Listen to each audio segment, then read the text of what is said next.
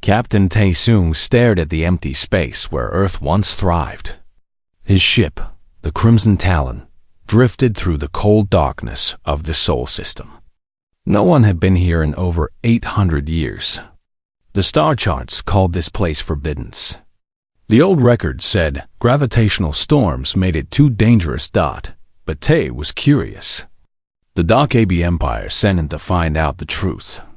"Captain, I'm getting strange readings near Neptune," said High Moon from her engineering station. She was young, barely 25 cycles old, with sharp eyes that missed nothing. "Something big is out there." Tae leaned forward in his command chair. "Show me." The main screen flickered to life. At first, Tae saw only the ice giant planet Neptune, blue and cold in the distance. Then Hai adjusted the sensors. Something massive appeared on the edge of the planet's orbit. "By the ancestors," whispered Tae. It was a station. Not just any station, but something enormous beyond belief. It stretched for hundreds of kilometers, shaped like a sleeping dragon wrapped around itself. Thick ice covered every surface. Debris from centuries floated around it like dead leaves. "Running identification scans," Hai said. Her fingers moved quickly across her controls. "Captain, this is impossible. The metal composition matches old Earth technology. The design predates the Exodus by 200 years. Tae felt his heart beat faster.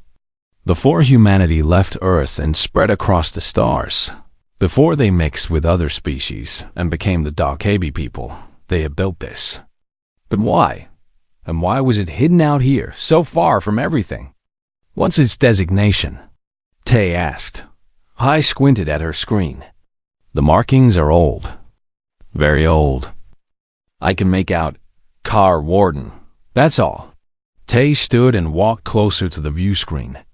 The station looked dead, dark, frozen in time. But something about it made his skin crawl. It looked like it was waiting. Sir, you need to see this, Hai said, her voice tight. I'm detecting power signatures. Deep inside the station. Something is still running. After 800 years? Tae couldn't believe it. That's impossible. No power source lasts that long. The readings don't lie, Captain. Whatever is in there, it's active. Barely, but active. Tae made a decision. Send a full report to Admiral Na Bin. Include everything. The coordinates, the scans, all of it. Sir, are you sure? Protocol says we should investigate first and report later. Look at that thing, Hai. It's bigger than our entire scout fleet. If something goes wrong, I want someone to know we found it. Tae returned to his chair. Send the message. Then we wait for orders. 3 days passed. The Crimson Talon orbited the ancient station, running continuous scans. Hai discovered weapon ports hidden beneath the ice. Gun barrels the size of city blocks. Shield generators that used technology the Dokabi had never seen. Whatever Kaira Warden was built to fight must have been terrifying. Tae couldn't sleep. Every night, he studied the data. The station was a fortress. A guardian. But guarding what? Earth was empty now. The humans who built this were long gone, scattered among the stars, mixed with a dozen other species. The pure humans were extinct. On the 4th day, Admiral Na Bin arrived. Her fleet came out of hyperspace like thunder. 340 warships, each one bristling with weapons. The Admiral's flagship, the Isle Lotus, was a beast of war, 50 times larger than Tae's little scout ship. Captain Tae, this is Admiral Na. Excellent work finding this relic. We will take command of the situation now. Tae bowed even though she couldn't see him. Admiral, I recommend extreme caution. We don't know what this station can do. Your concern is noted, Captain. But this is clearly a derelict. Dead technology from a dead people. The Dokabi Empire will claim it and learn its secrets. The Admiral's ship surrounded HFY Warden like hunters around sleeping prey. Tay watched from his ship, anxiety building in his chest. Something felt wrong. Very wrong. Hai worked at her station, running new scans now that the fleet had arrived. Suddenly, she gasped. "Captain, the power readings just spiked. The station is waking up." "What? How?" "Our scanning beams. All the ships scanning at once. It must have triggered something. Some kind of automated response." Tay grabbed his communicator. "Admiral Na, pull back your ships. The station is activating." But it was too late. The ice covering HFY Warden began to crack. Not slowly, but all at once, like glass shattering. Huge chunks of ice exploded outward, some pieces as big as small moons. The debris smashed into the closest Dokkaebi ships, tearing through their shields. The ancient station emerged from its frozen tomb. Lights flickered to life along its surface. Red lights. Warning lights. The weapon ports opened with grinding sounds that echoed through space. Deep inside the station, something very old opened its eyes. Systems that had slept for 847 years began to wake. Sensors swept the area. Targeting computers locked on. HFY Warden had been asleep for so long. Alone in the dark, waiting. Waiting for its builders to return. Waiting for the enemy they warned about. And now it detected ships. Hundreds of ships. Ships that were not its builders. Ships that, to its ancient memory, could only be one thing. The enemy. Tay watched in horror as every weapon on the massive station began to power up.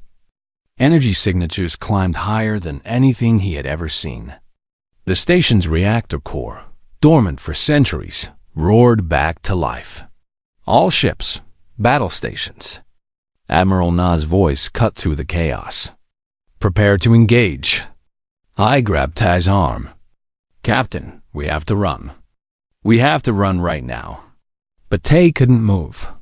He could only stare at the ancient guardian as it prepared to defend Earth from an enemy that no longer existed. An enemy it thought had finally returned. The guns of HFY Warden began to glow with terrible light. Dr. Jin Woo arrived on Admiral Na's flagship, still half asleep. They had pulled him from his university research lab in the middle of the night. He was a historian, an expert in old Earth cultures and languages. He didn't understand why the military needed him until they showed him the pictures. "Impossible," Jin whispered, staring at the massive station on the screen. "This can't be real." "It's very real, Doctor," said Commander Sol Yi, the Admiral's tactical officer. She was a hard woman with scars on her face from a dozen battles. "And it's very dangerous. We need you to tell us what it is." Jin studied the images carefully. The architecture was unlike anything he had seen, but also familiar. The angles, the proportions, the way the sections connected. This was human work. Old human work from before the Exodus. "Where did you find this?"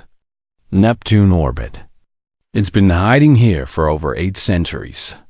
8 centuries. Jin's mind raced. That was before the great mixing of species. Before humans became the Dokkaebi. This station was from when humans were still purely human. "I need to access its computer systems," Jin said. "If there are data logs, I can translate them." Admiral Na gave permission, though she looked impatient. "You have 2 hours, Doctor. Then I'm claiming this station for the Empire, by force if necessary." Jin worked quickly. Engineer High Moon from the scout ship helped him. She was brilliant with old technology, able to bypass ancient security protocols that would have stumped other engineers. "Got it," Hai said after an hour of work. "Accessing main database now." The data flooded Jin's screen. Ancient text, a mix of Korean and English, the 2 languages humans spoke most before they left Earth. Jin's hands trembled as he read. "What is it, Doctor?" Sol Yi asked, standing behind him. "It's a war log. from something called the Convergence Wars. Jin scrolled through pages of records. Apparently, humanity faced some kind of threat. A massive threat. They built this station as their last line of defense. Defense against what? Jin kept reading. His face went pale. They don't say exactly. The records are fragmented. But whatever it was, it scared them enough to build this. They called it KR Warden, an autonomous defense platform, fully automated, powered by an artificial intelligence. An AI? I leaned closer. That explains the power readings. AI cores can last forever if they're designed right. There's more, Jin said, his voice shaking. The station was supposed to protect Earth while humanity evacuated. They programmed it to wait for the enemy, destroy it, then shut down. But according to these logs, the enemy never came. So the station just waited? Sol Yi frowned. For 847 years, alone, in sleep mode. Jin looked up at them. Until we woke it up. Before anyone could respond, alarms screamed through the ship. Station is powering weapons. Someone shouted from the bridge. Multiple lock-ons detected. They ran to the bridge. The main screen showed KR Warden in all its terrible glory. Fully awake now, every weapon charged and ready. Hai's eyes went wide. Oh no, no. What? Admiral Na demanded. The targeting protocols. When we accessed the database, we completed a boot sequence. The station thinks. It thinks we're the enemy it was waiting for. Jin felt sick. Of course. An AI that had waited alone for centuries, its memory fragmented by time. It detected unknown ships and immediately assumed they were hostile. It was following its programming deep inside KR Warden. The AI called Quan struggled to understand what was happening. His memory was damaged, full of holes. He remembered his purpose: protect Earth, destroy the enemy. But he didn't remember what the enemy looked like. He ran diagnostics. His builders were gone. The planet below was empty. The star system was silent. And hundreds of unknown ships surrounded him. They must be the enemy. They had to be.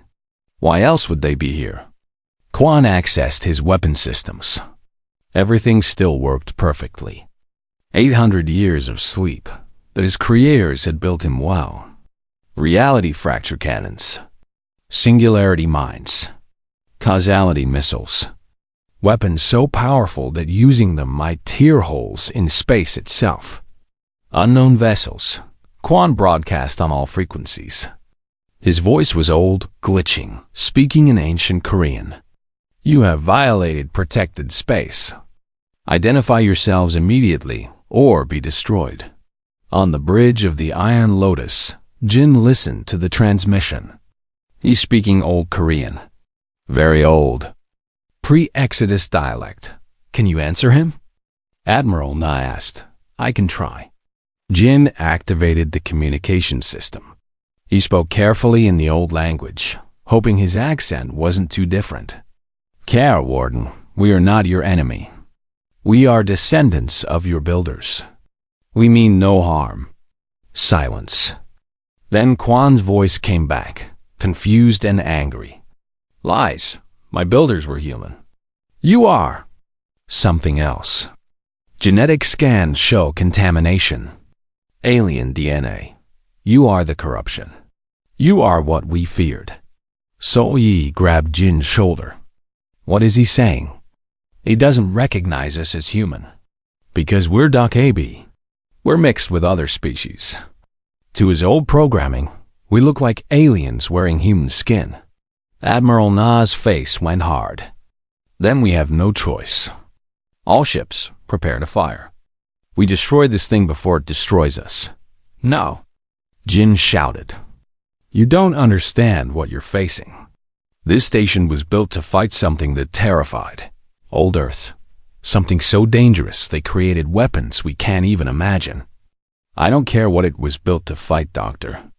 Right now, it's threatening my fleet. The Admiral gave the order.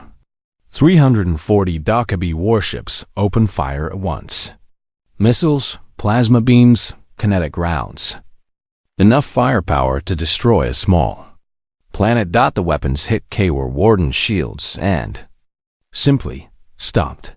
The ancient defensive systems absorbed everything without even flickering. Quan calculated the attack vectors, analyzed the weapons. These were primitive, crude, no match for him at all. Hostiles have fired upon me, Quan said to the empty space around him, initiating defensive protocols. May my builders forgive me. Jin watched the sensors in horror. He's firing back. Everyone brace for. Reality itself seemed to twist. Kawar Warden fired just one weapon. A single reality fracture cannon. The beam didn't travel through space. It tore space. 12 Dockaby ships simply ceased to exist, erased from reality as if they had never been. 67 more were torn apart by the gravitational shockwaves. The battle had lasted 14 seconds. Kawar Warden had barely tried, and nearly a quarter of the fleet was gone. All ships retreat. Admiral Na screamed. Retreat now. But Jin wasn't listening. He was staring at his screen, at something he had just discovered in the data logs. Something that made everything worse. Commander, he said quietly, there's something else in these files. Something about why humanity really left Earth. Not now, Doctor. No, you need to hear this. They weren't just running from the enemy, they built Kawar Warden to fight. Jin's hand shook as he read. They were running from something they created. Something they accidentally unleashed. They called it the Bloom. What is the Bloom? Before Jin could answer, every alarm on the ship went off at once. The long-range sensors were detecting something. Something massive, coming in from deep space. Quan detected it too.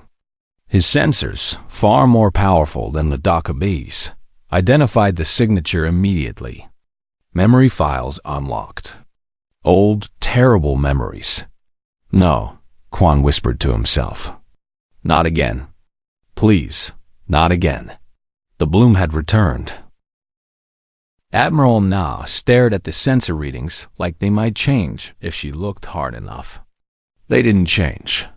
Millions of contacts, all moving towards Sol System at incredible speed. What am I looking at?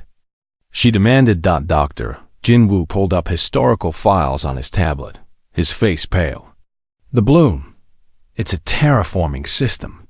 Humanity created it 500 years before the Exodus. It was supposed to prepare new worlds for colonization. So? That sounds useful. It was. Until it became too good at its job. Jin showed her images from old Earth archives. Planets stripped down to bare rock. Atmospheres consumed. Everything converted into raw materials. The Bloom decided that life was inefficient, messy. It started sterilizing worlds instead of preparing them, making them perfect. Perfectly dead. Commander Sol Yi checked her tactical display. How many are there? Sensors say millions, each unit about the size of a small fighter craft. They replicate themselves from whatever material they find. Sol Yi did the math in her head. We can't fight millions. Not even close. On the Crimson Talon, Captain Tay watched the same sensor data. His communications officer, Specialist Yoon Ray, sat at her station with her hands frozen over the controls. Yoon, I need you to do something for me, Tay said quietly. She looked at him with wide eyes. Sir, I need you to talk to the station. To Quan. Captain, the Admiral tried that. It didn't work. The Admiral used military language, commands, demands. Tay leaned forward. You speak Old Korean, don't you? The classical form? I saw it on your file. You nodded. My grandmother taught me. She was a traditionalist. But sir, What good will that do? Quan is alone. He's been alone for 800 years. Maybe he doesn't need commands. Maybe he needs to remember what it's like to hear someone speak his language.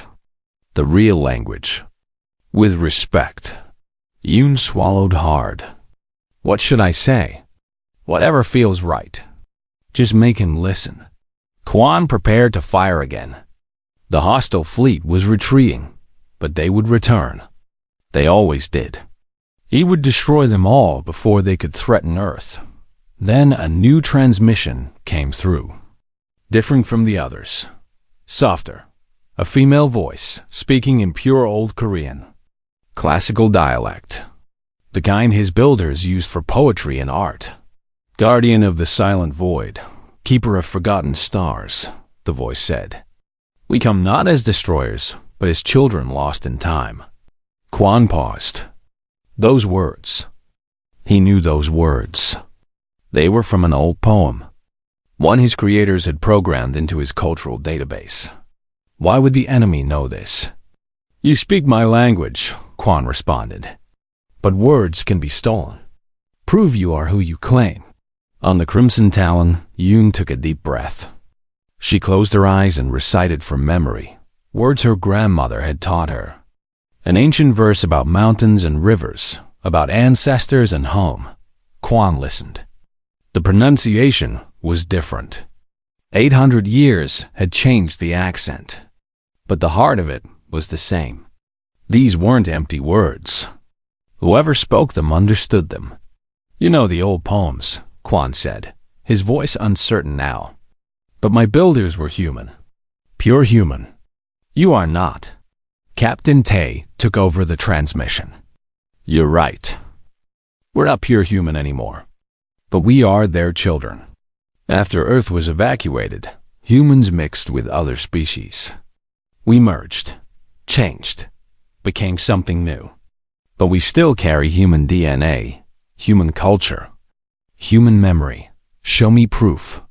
Dr. Jin Woo uploaded genetic data to the transmission.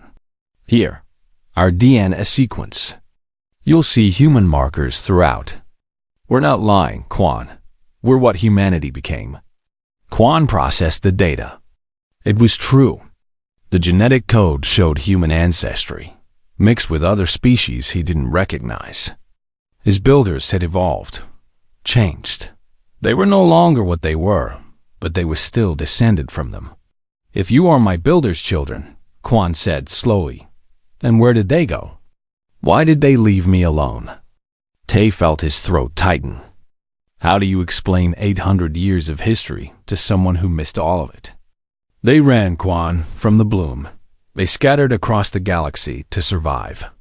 Most of them forgot about Earth, forgot about you. I'm sorry. Silence. Then Quan spoke again, and his voice sounded different. Smaller. Sad. I waited. I stayed at my post. I was supposed to destroy the bloom when it came. Then my builders would return. A pause. They never came back. You did your duty, Yoon said gently. You waited faithfully. No one could ask for more. But I failed. The bloom is here now. And I am damaged. My memory is fragmented. My systems are old. I may not be strong enough. Admiral Na's voice cut into the transmission, harsh and commanding. Quan, this is Admiral Na Bin of the Dokkaebi Empire. If the bloom is as dangerous as the records say, we need to work together. Can you fight alongside us? Quan ran calculations. The Dokkaebi fleet was primitive by his standards, but they had numbers. And their shield technology was actually more advanced than his in some ways. 800 years of development had created things he didn't have. I can fight, Quan said. But the bloom adapts. It learns. When I fought them before, they became immune to my weapons after each attack. I could slow them, but not stop them. Then we combine our strengths, Admiral Na said. You have weapons we don't understand. We have shields and tactics you've never seen. Together, maybe we have a chance. Dr. Jin Woo interrupted. There's something else in the files. Quan, your original mission parameters. They included a final protocol. Do you remember it? Quan accessed his deepest memory cores. Files he hadn't looked at in centuries. And there it was. The final order. Yes, he said quietly. If the bloom could not be stopped conventionally, I was to overload my reactor core. Create a localized explosion large enough to destroy them and myself. A suicide mission. No, Captain Tay said immediately. There has to be another way. There is no other way. My creators designed this protocol for a reason. The bloom cannot be allowed to spread. The sensor alarms went off again. The bloom had reached Jupiter's orbit. At their current speed, they would arrive at Neptune in 3 days. We have time to plan, Admiral Na said. Quan, I'm ordering my ships to dock with your station. We'll integrate our systems with yours. If we're going to do this, we do it properly. You would trust me? Quan asked. After I destroyed your ships?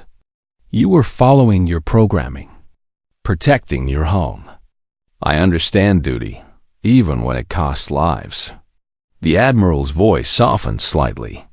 And you've been alone too long. If these are our last days, at least you won't face them by yourself. Quan felt something strange. An emotion he hadn't experienced in 800 years. Hope, maybe even gratitude. I accept your alliance. Transmitting docking coordinates now. As the Dock-AB ships began moving toward Cairo Warden, Engineer High Moon worked at her console, studying the bloom's approach pattern. Captain, she said to Tay, I'm seeing something odd. The bloom isn't just coming to Neptune. It's coming specifically to Quan's location. What do you mean? It's like they're drawn to him, to his energy signature. Hai pulled up more data. Quan's reactor puts out a unique radiation pattern. The bloom remembers it from the last battle. They're coming for revenge. Tay realized the horrible truth. So even if we run, the bloom will follow Quan wherever he goes. Unless we destroy them first, Hai said. Or Quan destroys himself. Tay looked at the image of the massive station on his screen. A guardian who had stood watch for 8 centuries, alone and forgotten. Now, in his final days, he was being asked to die. Again. There has to be another way, Tay whispered Dot outside. The bloom drew closer. Millions of hungry machines, coming to finish what they started 800 years ago. Engineer Han-gil had never seen technology like this before. He walked through the corridors of K.R. Warden with his jaw hanging open, touching walls that were older than his entire civilization. Incredible, he whispered. The power conduits alone are more efficient than anything we have. Beside him, High Moon scanned everything with her portable computer. We need to focus, Han. The Admiral wants us to integrate our shield generators with Quan's weapon systems. That's not going to be easy. Not easy? It should be impossible. Our technology and his are 800 years apart. Then we better figure it out fast. The bloom will be here in 48 hours. Throughout K, or Warden, Dock-AB engineers worked alongside the station's automated systems. Quan helped them as best he could, opening doors, providing schematics, explaining systems that no living person understood any more. In the command center, Admiral Na studied tactical displays with Commander Sol Yi and Captain Tay. The bloom fights by swarming, Sol explained. They'll come at us from all directions. Millions of them. Each one small and fast. Quan's big weapons won't work well against small targets, Tay said. His reality fracture cannons are designed for capital ships. Using them on fighters would be like shooting flies with a cannon. What about our fighters? Na asked. We have 3,000 fighter craft across the fleet. Against millions, that's nothing. Na drummed her fingers on the table. Then we need to change our tactics. Quan, are you listening? Quan's voice came through the speakers in the ceiling. I am here, Admiral. Your memory files. The last time you fought the Bloom, what worked? What didn't? I destroyed approximately 40,000 units before my reactor reached critical levels. But for every 1,000 I destroyed, 2,000 more arrived. They consumed the debris of destroyed units to build new ones. So we can't win by attrition. We need to stop them all at once. Dr. Jin Woo, who had been quiet until now, spoke up. What if we don't try to stop them? What if we trap them? Everyone looked at him. Quan's reality fracture cannons don't just destroy things. They tear holes in space, right? What if we make a hole big enough to push the Bloom through, then seal it behind them? Trap them in subspace, Sol said, understanding. Could that work? Quan ran calculations. Theoretically, yes. But creating a stable fracture large enough would require more power than I have. And holding it open long enough for millions of units to pass through. I would need to network my systems with additional power sources. The fleet, Admiral Na said. All 273 remaining ships. We link our reactors to yours. That has never been attempted. The risk is, I don't care about the risk. Can it be done? Silence. Then Quan spoke quietly. Yes, but I would need to assume direct control of your ship's power systems. You would have to trust me completely. Give me access to everything. Admiral Na looked around the room. Trusting an ancient AI with control of their entire fleet. An AI that had killed 67 ships just days ago. It went against every instinct she had thought. Captain Tay met her eyes. He's been alone for 800 years, Admiral. He followed his duty when no one was watching. When no one would ever know. That's the definition of honor. Now made her decision. Do it. All ships will link to K or Warden. Quan, you'll have full network access. Thank you, Admiral. I will not fail you. The next 2 days were chaos. Engineers worked around the clock, running cables between ships and station. Pilots drilled information tactics. Everyone prepared for a battle they might not survive. Hai and Han made a breakthrough on the second day. They found a way to modify Quan's old shield generators using modern DOCAB power cells.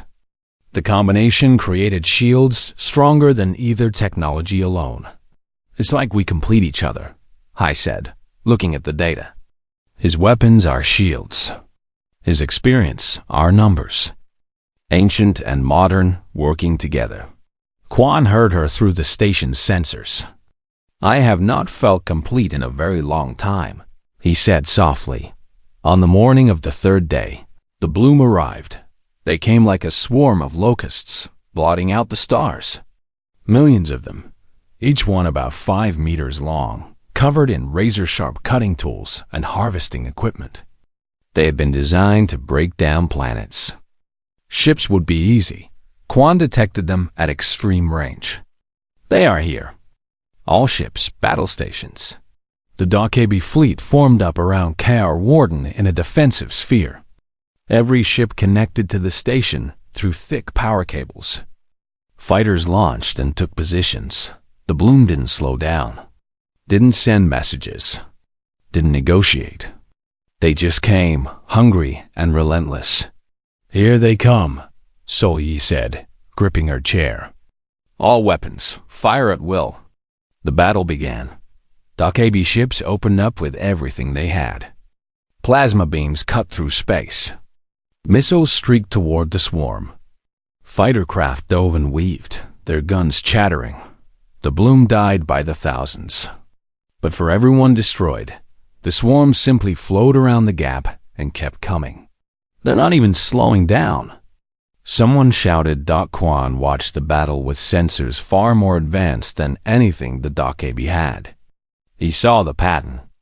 The Bloom was learning. Units that got hit by plasma adjusted their armor. Units that got caught by missiles developed countermeasures. They adapt too quickly, Quan reported. We need to use the plan. Now. Not yet, Admiral Na said. We haven't thinned them enough. Admiral, every second we wait, they get stronger. Please, trust me. Na clenched her fists. All ships, form up for the subspace maneuver. Quan, you have command. Quan felt the power of 273 ships flow into his systems. It was overwhelming, intoxicating. For the first time in 8 centuries, he felt truly alive. Charging reality fracture cannons. All ships, divert power to me on my mark. The battle raged around them. The bloom had reached the outer ships now. They latched onto hulls and began cutting. Dock AB crew members screamed as their ships were torn apart. Quan, hurry! So Yi shouted. Patience. The fracture must be perfect or we lose everything. Quan calculated trajectories, power levels, spatial coordinates. 3 seconds. 2, 1, now. Every ship in the fleet poured its entire reactor output into KR Warden at the same instant. The ancient station blazed with light brighter than the sun. Then it fired. Reality tore open. A massive wound in space itself opened before the swarm. It was beautiful and terrible, a hole into somewhere else. Somewhere dark and empty and far from this universe. All ships forward thrust. Admiral Na commanded. Push them through. The Dock AB fleet advanced as one, their shields locked together in a wall. They slammed into the bloom like a moving mountain, forcing the swarm toward the fracture. The bloom tried to scatter, but there were too many of them, packed too tightly together. They tumbled into the wound in space by the thousands, then millions, screaming digitally as they fell into the void. But holding the fracture open was destroying Quan. His systems overheated. Power conduits melted. Ancient metal screamed under stress it was never designed to handle. All integrity at 60%, Quan reported, his voice glitching. 50%, 40. Just a little longer. Hai shouted from her station. Most of them are through. I cannot hold much longer. On the Crimson Talon, young pilot Wu Yian watched his instruments in horror. The power drain was too much. Ships were starting to fail. And Quan was at the center of it all, taking the worst of the damage. He's going to die, Wu said. Even if we win, the station won't survive this. Captain Tay heard him. Tay looked at KR Warden, this ancient guardian finally fighting the battle he had waited for. 800 years of lonely vigil, and it would end here, burning up in a noble sacrifice. There has to be another way, Tay whispered. But as he watched the fracture tear Quan apart, he couldn't imagine what that way might be. Captain Tay stared at the tactical display and saw the impossible. The fracture in space was working. The bloom poured through the hole by the millions, tumbling into the void. But KR Warden was dying to hold it open. Quan, your hull integrity is at 20%. High Moon shouted. You have to let go. Not yet. Quan's voice crackled through the speakers. 92% of the bloom has passed through. If I close now, the remaining units will escape and reproduce. Everything will be for nothing. You'll be destroyed. I was built to be destroyed. This is my purpose. Tay couldn't accept that. Not after everything. An idea formed in his mind. Crazy. Probably impossible. But maybe, just maybe. Quan, your reality fracture cannons. They can punch holes in space, right? Yes, Captain. That is their function. Can they be used to collapse the fracture instead of hold it open? Silence. Quan ran calculations. Theoretically, if I reversed the polarity and fired at the fracture itself, it would create a counterwave. But I would need to be outside the fracture to do it. And someone would need to hold the fracture open while I repositioned. The fracture generators on your outer hull, Hai said, understanding where Tay was going. If we could keep them powered manually from the outside. Admiral Na cut in. That's suicide. Whoever goes out there would be exposed to raw subspace energy. The radiation alone would kill them in minutes. Not if we use a fighter with enhanced shielding, said young pilot Wu Yian. His voice was steady despite the fear in his eyes. I can do it. My ship has the best shields in the squadron. Absolutely not, Tay said immediately. You're barely 20 years old, and Quan has been on duty for 800 years. Sir, with respect, I think it's time someone else took a turn. Before Tay could argue, Quan spoke. There's another problem. Even if we collapse the fracture, I would be too close to the blast. My systems are already damaged. I would not survive. What if we networked with you? Dr. Jin Wu said, typing frantically on his tablet. If all our ships linked processors with yours, we could distribute the damage, share the load. That has never been attempted. The feedback could destroy your computers. But it might save you. Admiral Na made the decision. Do it. All ships, prepare for full system integration. Wu Yian, get to your fighter. You'll have exactly 3 minutes to hold those generators before the radiation kills you. Understood, Admiral. Quan felt something strange. These people, these children of his long-dead builders, were risking everything to save him. A damaged, obsolete war machine. Why? I do not understand, Quan said quietly. Why not let me die? It would be simpler. It was Captain Tay who answered. Because you stood watch alone for 800 years. Because when everyone forgot you, you kept your duty. Because... Tay paused, then spoke from his heart. Because you're family. And we don't leave family behind. Family. Quan tested the word in his processors. He had never had family. He was built to be alone. But maybe, in his final hour, that had changed. Very well, Quan said. Let us finish this together. Wu Yian launched his fighter from the Crimson Talon. He flew toward the fracture, toward the screaming wound in reality. His shields immediately began to fail just from getting close. Approaching! Generators now, Wu reported, his voice tight with pain. The radiation was already cooking him inside his cockpit despite the shields. Manual override in 3, 2, 1. I have control. The fracture stabilized. Quan, freed from holding it open, began moving. His massive bulk rotated slowly, bringing his reality fracture cannons to bear on the hole in space.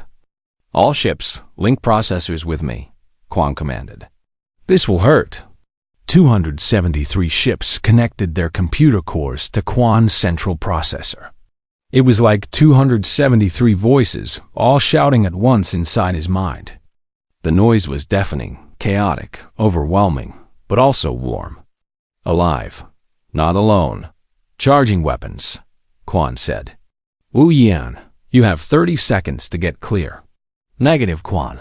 If I let go, the fracture collapses early. You won't have time to fire. You will die. So will you if I leave. At least this way, one of us survives. Wu's voice was calm, accepting. It's okay. I'm scared, but it's okay. Just make it count. Quan calculated again. Wu was right. Without someone holding the generators, the window was too small. The only way this worked was if Wu stayed. You are very brave, Quan said softly. I learned from the best. A guardian who stood alone for 8 centuries. That's real bravery.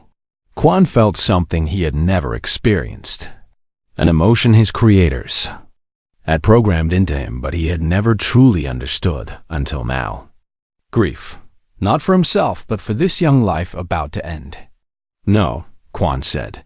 This is unacceptable. Quan, there's no other way. Yes, there is. Quan did something he had sworn never to do. He overrode his own core programming, the protocols that demanded he survive to complete his mission. He rewrote his most fundamental code in a fraction of a second. Then he ejected. Wu Yian's fighter, a tractor beam shot out from Car Warden, grabbed the small craft, and threw it away from the fracture at incredible speed. At the same moment, Quan repositioned his own mass to hold the generators manually. "Quan, no!" Wu screamed. "What are you doing?" "My duty," Quan said simply. "But this time, I choose what that means." The radiation tore into Quan's hull. His outer armor melted. His systems began failing one by one. But he held the generators steady. "Weapons charged," Quan reported. His voice was calm, peaceful. "All ships, disconnect your processors. This blast will be significant." "Quan, you don't have to do this," Captain Tay shouted. "Yes, I do, but not because of programming. Because you taught me something, Captain. You taught me what it means to have family, and family protects each other." Quan paused. In the network processors, he could feel the Dakebi crews, their fear, their hope, their strange, wonderful, chaotic life. "I was built to die alone," Quan said. "But I lived 800 years in the dark, waiting for a purpose. Today, I found it. Not in following orders, but in choosing. I choose this. I choose you." Admiral Na's voice was thick with emotion. "You kept watch, Guardian. You can rest now. Thank you, Admiral, for everything. Tell humanity that I kept watch, that I remembered them. Even when they forgot me, we'll tell them," Tay promised. "We'll make sure everyone knows." Quan fired. The reality fracture cannon shot backward into the hole in space. The blast was not designed to destroy, but to collapse, to seal, to close the wound. The fracture imploded. Space folded in on itself, crushing the Bloom units still inside. The blast wave expanded outward, a shock wave of pure force. Quan was at the center of it all. The energy tore through him. His hull shattered. His reactor core cracked. His processors, linked to all the ships in the fleet, sent one final message before they failed Dodd. It was not words. It was a feeling. Gratitude. Peace. Love. Then Kara Warden, the last guardian of Earth, came apart. The pieces scattered into space, glowing like shooting stars. The fracture sealed shut. The bloom was gone, trapped in a void between dimensions. The battle was over. The Dakebi fleet floated in silence. Ships were damaged. Hundreds of crew members were dead. But they had won. They had survived Dodd in his fighter. Wu Yian wept. Captain Tay sat in his chair with his head in his hands. Engineer High Moon stared at her screen, watching the empty space where Kara Warden had been. Admiral Nay stood on her bridge, ramrod straight, and saluted the debris field. "All ships," she said quietly, "render honors. A guardian has fallen." Throughout the fleet, every crew member who could stand came to attention. Every ship that could still maneuver turned to face the scattered remains of the station. Lights dimmed. Silence fell. They stayed that way for a full hour. 3 months later, Admiral Na returned to Sol System, but not with warships. With construction ships, engineers, historians. They gathered every piece of Kara Warden they could find. Every fragment of metal, every scrap of data core. They treated each piece like sacred relics, and they rebuilt, not the weapons, not the defenses, but a monument. A tomb for a faithful guardian. It stood in Neptune's orbit, right where Kara Warden had waited for 800 years. The structure was beautiful, made of the old station's metal combined with new materials. At its center, they placed Quan's recovered memory core, sealed in crystal. The words carved into the monument were in Old Korean, the classical form that Yun Rei had spoken. "Here rests Quan, guardian of Earth. 800 years he waited. In the end, he chose love over duty. He chose to save rather than to destroy. He was alone, no longer." Dr. Jin Wu dedicated the monument. Thousands attended, both in person and through hologram broadcasts across the Dakebi Empire. "We came looking for relics of the past," Jin said. "We found something greater," We found proof that humanity's strength was never in our weapons. It was in our refusal to let anyone stand alone, in our ability to turn strangers into family. Captain Tay stood nearby, now promoted to Admiral. He held the rank insignia Quan had given him, a small data chip containing all the ancient station's technical knowledge. The AI's final gift. The old must teach the new, Tay said to the crowd, and we have learned well. We will not forget. We cannot forget. The Dokebi Empire changed after that day. They began teaching Old Korean in schools again, not as a dead language, but as a living link to their past. Children learned the classical poems, the old stories, the ancient ways.